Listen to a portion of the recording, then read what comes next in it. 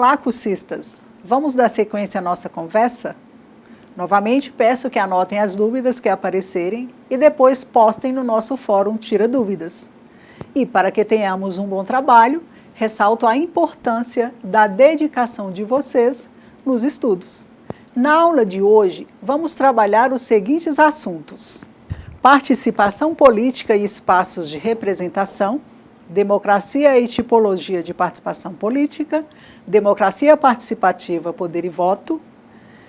No segundo tópico, ação coletiva e movimentos sociais. Movimentos sociais, ação coletiva e greve. Então, vamos lá? Participação política e espaços de representação. O objetivo nessa aula é conhecer os fundamentos e a dimensão da participação política, discutir sobre democracia e sua tipologia para a sociedade brasileira, e ainda discutir sobre representação política e representatividade do voto. Você já deve ter percebido que os conceitos, as teorias e as categorias desta disciplina estão fortemente sobrepostos. Política, poder, participação política, voto, democracia, representatividade política, cidadania e movimentos sociais. Por isso, independentemente da aula, eles aparecerão relacionados e estão em forte vinculação com os conhecimentos da ciência política.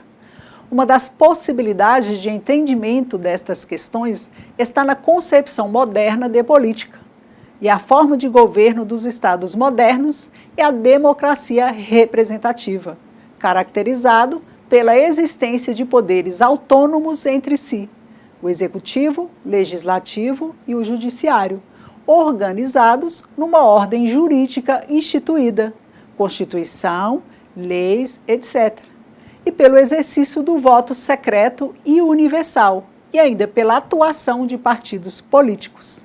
Isso mesmo, partidos políticos no plural.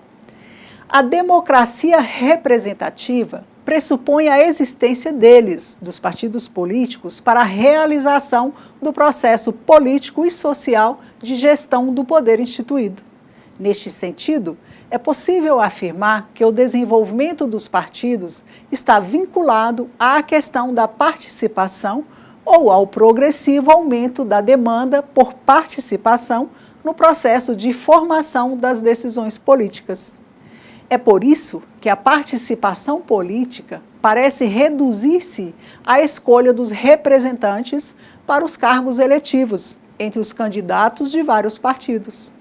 E o ato político exerce-se num patamar estrito sensu, que se concentra no Estado e na ação dos políticos eleitos. Em relação à democracia e participação política, segundo o verbete participação política do Dicionário de Ciência Política, participação política do Dicionário de Ciência Política de Norberto Bobbio, Nicola Matteucci e Gianfranco Pasquino, a participação política é terminologia corrente na ciência política e é geralmente usada para designar uma série de atividades. Vejamos. Designa o ato do voto, a militância num partido político, a participação em manifestações, a contribuição para uma agremiação política, a discussão de acontecimentos políticos, a participação num comício ou reunião de sessão, o apoio a um determinado candidato no decorrer da campanha eleitoral, a expressão exercida sobre um dirigente político, a difusão de informações políticas. Portanto, a definição de atividade política não é unívoca. O ato de votar, por exemplo, respeita a outras atividades, principalmente a esfera religiosa, econômica e cultural. Pode-se participar ou tomar parte em alguma coisa de modo bem diferente, desde a condição de simples espectador a de protagonista. Hannah Arendt foi uma das primeiras pensadoras a defender a democracia participativa. Para ela, o poder precisa do apoio e da organização popular para se manter. É do consentimento da opinião pública que vem a legitimidade do governo democrático. A democracia participativa surge como um novo exemplo diante de um cenário de desintegração em que se instala o declínio de serviços públicos, como escolas, polícia, coleta de lixo, transporte e outros, resultado do descontrole das necessidades das sociedades de massa, acompanhado pelo declínio simultâneo dos vários sistemas de partidos que deveriam ser destinados a servir às necessidades políticas da população. Na concepção de Mouffe, citada por Silva, a democracia participativa é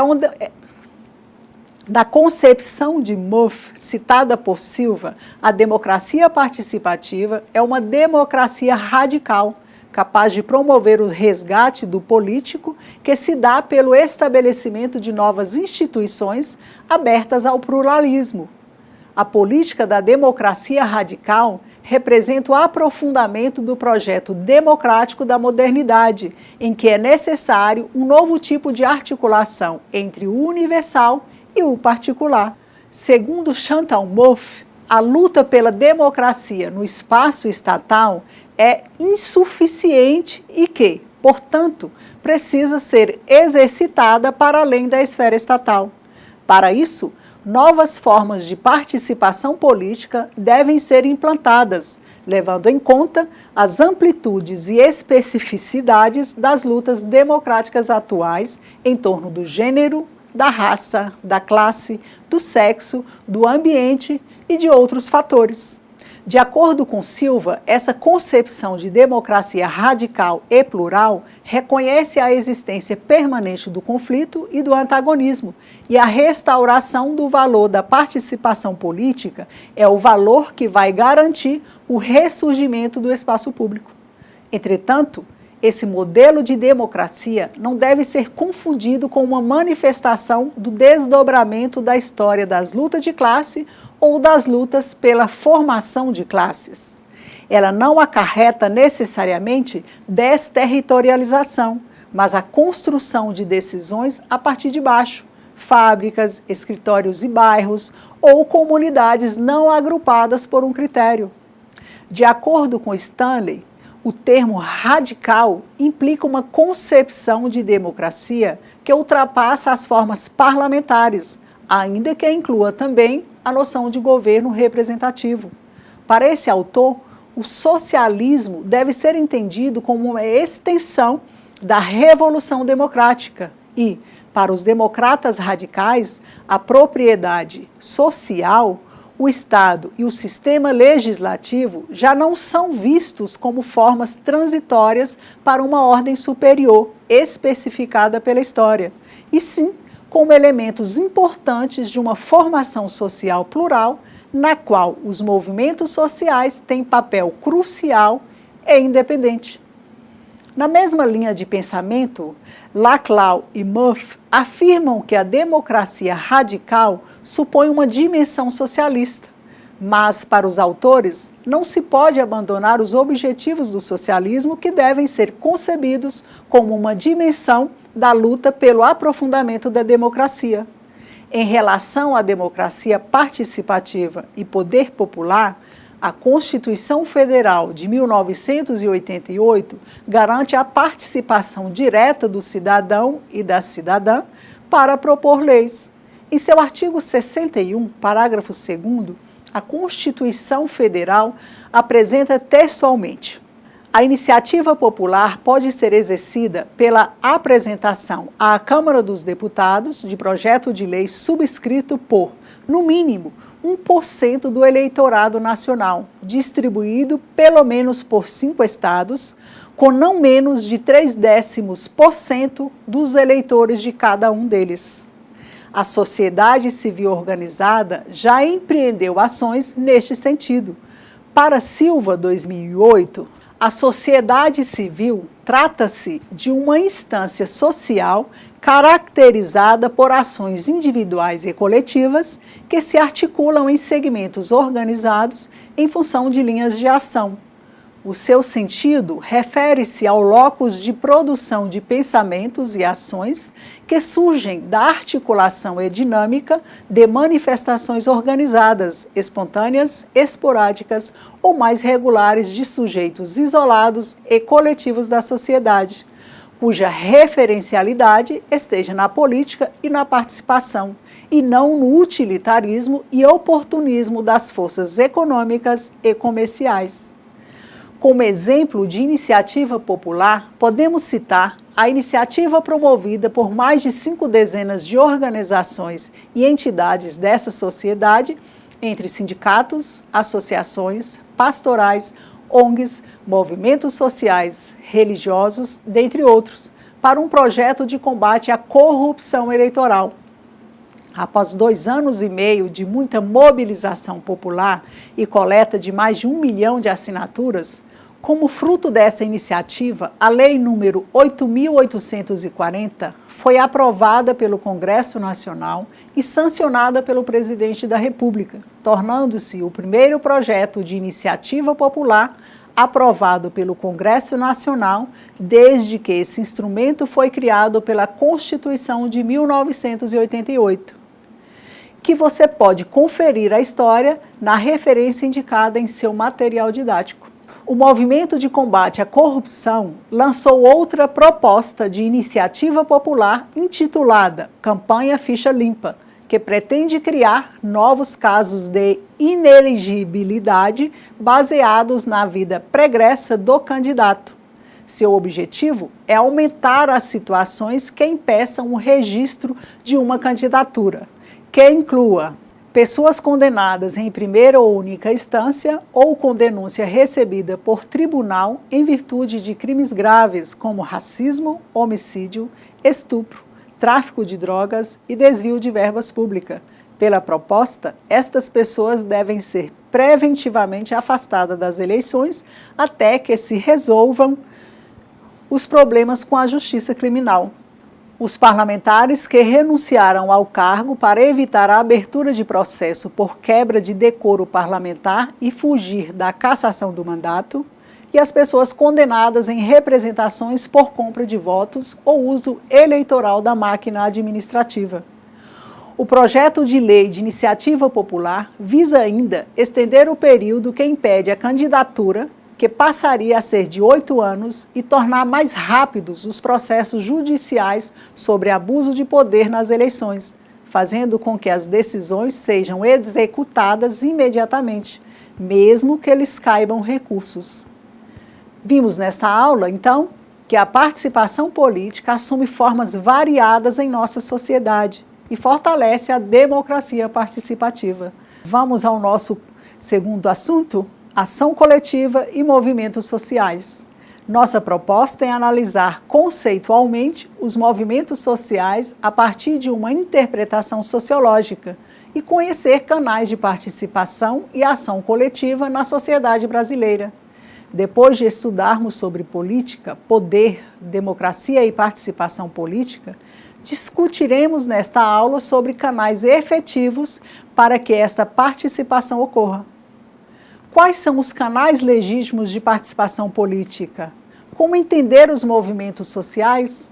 Se lembram da reportagem do Jornal Nacional de 9 de dezembro de 2009, referente à deflagração da Operação Caixa de Pandora da Polícia Federal? E no dia 27 de novembro de 2009, por causa de indícios de corrupção eleitoral no governo do Distrito Federal? O fato ocorrido na capital federal demonstra um dos tratamentos dados por governos em plena vigência de um regime democrático quando existem ações de contestação à condução do poder político. Uma passeata coordenada pelo Movimento contra a Corrupção no Distrito Federal e com presença massiva de estudantes resultou numa ação desproporcional, violenta e arbitrária da Polícia Militar, com prisões e agressões aos participantes da manifestação. Um direito civil básico inerente a qualquer democracia foi violado, o direito de protestar. arbitrariedades de toda ordem ocorreram após protestos que solicitavam o impeachment do governador José Roberto Arruda, a renúncia coletiva de integrantes do governo e da Câmara Legislativa, a abertura de processos e perda de mandato. Mas uma dessas arbitrariedades foi a desocupação da Câmara Legislativa do Distrito Federal, tomada por manifestantes contrários aos atos de corrupção e à proibição da entrada naquele prédio por toda e qualquer pessoa estranha ao serviço da casa.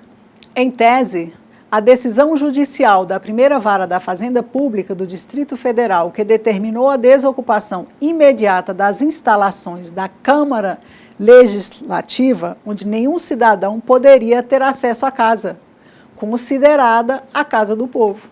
Episódios desta natureza podem gerar consequências desastrosas para o processo democrático, como o desencanto com a política, o ceticismo com a democracia e a política como forma de reivindicação.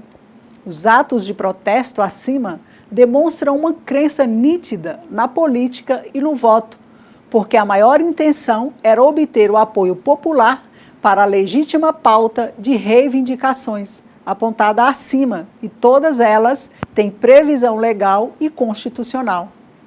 Em relação aos movimentos sociais, alguns teóricos, como Le Bon, Tarde e Ortega, enxergam no comportamento coletivo da multidão uma manifestação de irracionalidade ou um rompimento perigoso da ordem existente. Para o psicólogo Gustave Le Bon, em sua obra A Psicologia das Multidões, ele afirma que, pelo mero fato de formar parte de uma multidão organizada, o homem desce vários degraus na escala da civilização. Isolado, ele poderia ser um indivíduo cultivado. Na multidão, é um bárbaro, ou seja, uma criatura que age por instinto. Porém, em outro ponto de análise, encontra-se Durkheim, Weber e Marx, com alcance e implicações diferentes, embora todos veem nos movimentos coletivos um modo peculiar de ação. Vejamos, Durkheim, o exemplo pode ser encontrado na transição para formas de solidariedade mais complexas, ou seja, da solidariedade mecânica para a solidariedade orgânica. Em Weber, a transição do tradicionalismo para o tipo legal burocrático. E Marx, o exemplo está na ação revolucionária. Resguardadas as devidas diferenças, há nesses autores pontos em comum na análise dos movimentos sociais, as quais podemos citar: a existência de tensões na sociedade, a identificação de uma mudança na comprovação da passagem de um estágio de integração a outro por meio de transformações de algum modo induzidas por componentes coletivos. Deste modo, segundo Pasquino Apud-Bobbio, movimentos sociais constituem tentativas fundadas no conjunto de valores comuns, destinadas a definir as formas de ação social e a influir nos seus resultados. O sociólogo francês Alain Touraine identifica 3 princípios para a análise dos movimentos sociais, que são: identidade é a definição do ator por ele mesmo. A organização do movimento precede a consciência desta definição. É o conflito que constitui e organiza o ator. Quem define este ator político histórico e a sua consciência de identidade são as relações sociais e, portanto, a definição de uma classe social. Oposição. O conflito também faz surgir o adversário e forma a consciência dos agentes que se defrontam. A dimensão do conflito é fundamental no movimento social. E a totalidade, que é o sistema de ação histórica, cujos adversários, situados na dupla dialética das classes sociais, disputam entre si a dominação. Ele não é necessariamente global, mas a importância de um movimento social define a força do princípio da totalidade.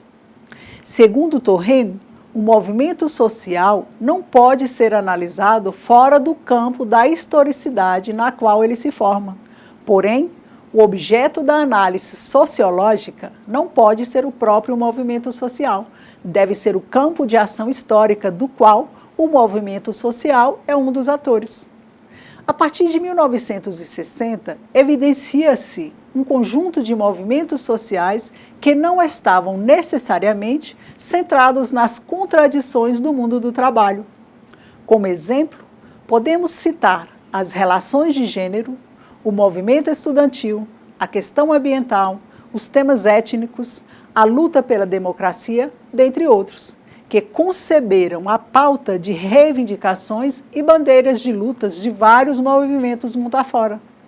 O adjetivo novo é adicionado ao entendimento da existência de inovações ao movimento social clássico.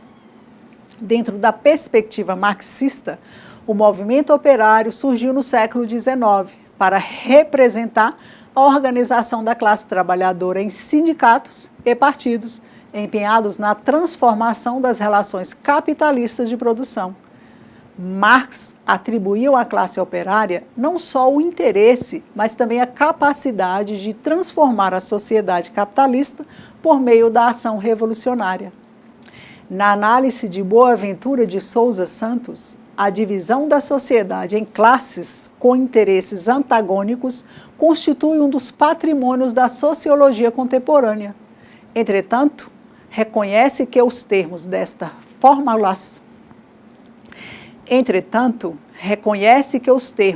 formulação são hoje um dos pontos mais problemáticos da tradição marxista. Isto porque a evolução das classes nas sociedades capitalistas fugiu da previsão de Marx, uma vez que, nos países centrais, os camponeses não desapareceram tão rapidamente. A classe operária tornou-se mais heterogênea e surgiram significativas classes médias e outras formas de opressão, não apenas em função das posições de classe. Para a socióloga italiana Donatella Della Porta, a democracia representativa é insuficiente para garantir transparência e efetiva participação dos cidadãos. Aqui, a autora acredita espaço e força à democracia participativa representada pelos movimentos sociais. E o mais expressivo hoje é representado pelo Fórum Mundial, cuja origem data do ano de 2001 e é marcada pelo surgimento dos movimentos anti-globalização depois das manifestações de Santli nos Estados Unidos. A Batalha de Santli deu origem ao movimento anti-globalização e ao primeiro Fórum Social Mundial de Porto Alegre em 2002, que objetivou debater problemas sociais, econômicos, educacionais e propor saídas que atendam às expectativas e necessidades dos trabalhadores do mundo. Em 2002, o movimento anti-globalização foi fortalecido com o Fórum Social Mundial, que consolidou uma tendência de passar de uma lógica anti-globalização para proposições de uma globalização alternativa.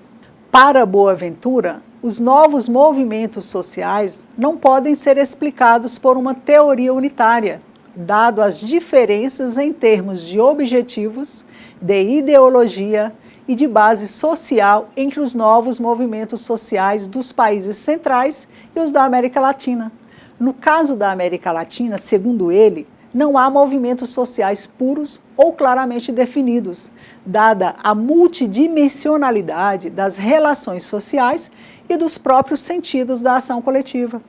Para a professora Maria da Glória Gon, o paradigma dos novos movimentos sociais parte de explicações conjunturais, localizadas em âmbito político ou dos microprocessos da vida cotidiana, com recortes na realidade para observar a política dos novos atores sociais. Segundo a autora, as categorias básicas deste paradigma são cultura, identidade, autonomia, subjetividade, atores sociais, cotidiano, representação e interação política das categorias básicas deste paradigma.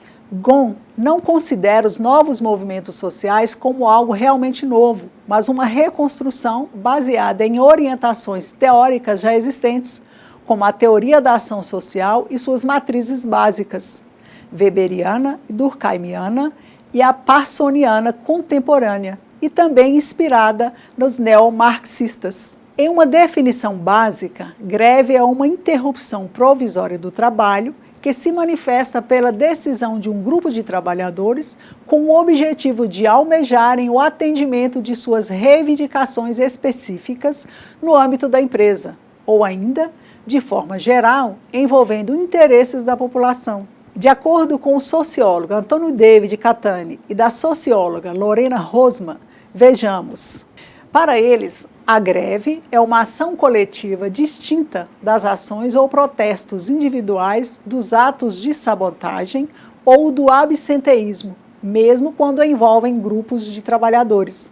Ela pode ser deflagrada de modo espontâneo ou ser decorrente de estratégias organizadas previamente por sindicatos em seus planos de ação. Ainda segundo os mesmos autores, as referências feitas por Marx sobre greves foram limitadas às paralisações que objetivavam reduzir o tempo de trabalho. Postura semelhante foi apresentada por Lênin na obra sobre as greves, quando considerou a greve como um movimento privilegiado do despertar da consciência da exploração, mas em seguida classifica como limitado o alcance das lutas econômicas levadas pelo sindicalismo, diferenciando-as das lutas políticas, estas sim, verdadeiramente revolucionárias. Mas podemos dizer que existe um esgotamento da greve como estratégia de resistência e reivindicação? Para os autores mencionados, esta ação coletiva tem duração e desdobramentos imprevisíveis e que, historicamente, o movimento grevista não evolui de forma linear e cumulativa. O recrudescimento das explosões grevistas, abalando o aparente marasmo social e a letargia sindical, surpreende pela imprevisibilidade, tal como em maio de 1968. No Brasil, segundo Linhares, a greve como forma elementar e sistemática de luta da classe trabalhadora eclodiu pela primeira vez em 1858. Foi quando os tipógrafos do Rio de Janeiro se rebelaram contra ações patronais que consideravam injustas, sobretudo a baixa remuneração. O movimento dos tipógrafos, considerado o primeiro no Rio de Janeiro e talvez no Brasil, obteve êxito e estimulou o desenvolvimento de outras manifestações grevistas. Em 1906, segundo Matos, ocorreu a grande greve dos sapateiros, que contou com a solidariedade da maioria dos sindicatos do Rio de Janeiro. Os sapateiros estiveram entre os setores mais mobilizados da classe trabalhadora, em sua maioria empregados em oficinas de pequeno e médio porte, que lutaram contra a desqualificação e a ampliação da exploração promovidas pela expansão das grandes fábricas no setor. Portanto, greve é utilizada como instrumento de mediação, conforme analisa a professora e pesquisadora Maria Aparecida Seavata. A mediação não é um instrumento analítico de medição quantitativa do comportamento de um fenômeno, nem a busca da relação de causa e efeito, mas sim é a especificidade histórica do fenômeno.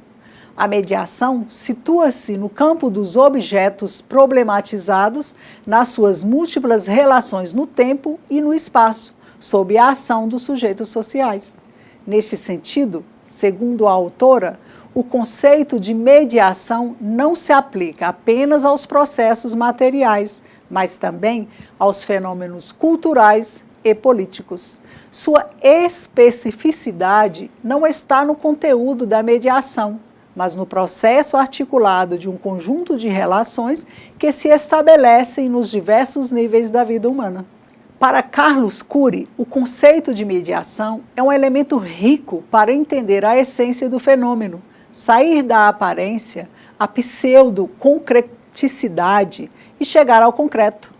Para o autor, a categoria da mediação expressa as relações concretas e vincula mútua e dialeticamente momentos diferentes de um todo.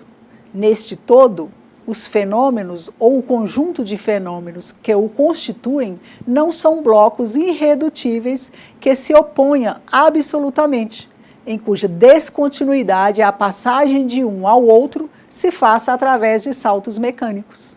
Pelo contrário, em todo esse conjunto de fenômenos se trava uma teia de relações contraditórias que se imbricam mutuamente. Observe que a percepção de greve como instrumento de mediação da luta se alia a outras concepções, dentre elas o entendimento sobre o mundo do trabalho e a relação com a educação. É preciso destacar que na década de 80, o movimento sindical no Brasil cresceu e se fortaleceu. Entretanto, a reestruturação produtiva do capital e sua influência no meio educacional provocaram mudanças na postura da atuação sindical. Assim, vimos nesta aula a abrangência e dimensões dos movimentos sociais e a greve como uma ação coletiva e mediação nas reivindicações dos trabalhadores. Sabemos que uma discussão como esta possui aspectos que, por diversas questões, nem sempre temos como abordá-las aqui. Por isso mesmo, o material didático traz algumas indicações de leitura de livros, artigos e filmes que poderão ajudá-lo a aprofundar a discussão que estabelecemos aqui. Portanto, aproveite e bom estudo!